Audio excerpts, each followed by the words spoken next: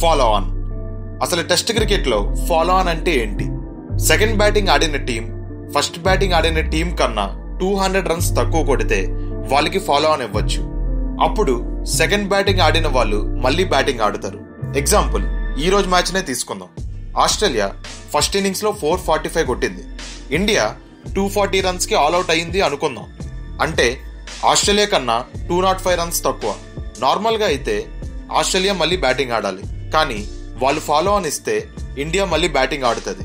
ఇప్పుడు India second innings లో ఒకవేళ 205 రన్స్ కన్నా తక్కువ కొడితే, అంటే ఒక 150 కొట్టింది అనుకుందాం. అప్పుడు ఆస్ట్రేలియా మళ్ళీ బ్యాటింగ్ ఆడకుండానే ఇన్నింగ్స్ తేడాతో విన్ అవుతుంది. ఇక్కడ ఆస్ట్రేలియా మళ్ళీ బ్యాటింగ్ ఎందుకు ఆడదు అంటే 150 + 240 కలిపిన ఆస్ట్రేలియా ఫస్ట్ ఇన్నింగ్స్ స్కోర్ కన్నా తక్కువ అవుతుంది. అప్పుడు ఆస్ట్రేలియా విన్ అవుతుంది. అదే ఒకవేళ ఇండియా సెకండ్ ఇన్నింగ్స్ లో 405 రన్స్ కొట్టింది అనుకుందాం. అప్పుడు ఆస్ట్రేలియా టార్గెట్ 201 రన్స్ అవుతుంది. ఆస్ట్రేలియా 201 రన్స్ కొడితే విన్ అయిపోతుంది.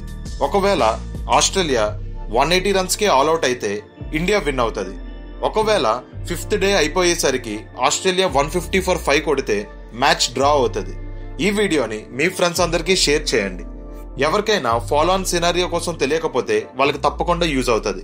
ఇంకా ఫాలో ఆన్ కోసం ఏమైనా డౌట్స్ ఉంటే కామెంట్ చేయండి.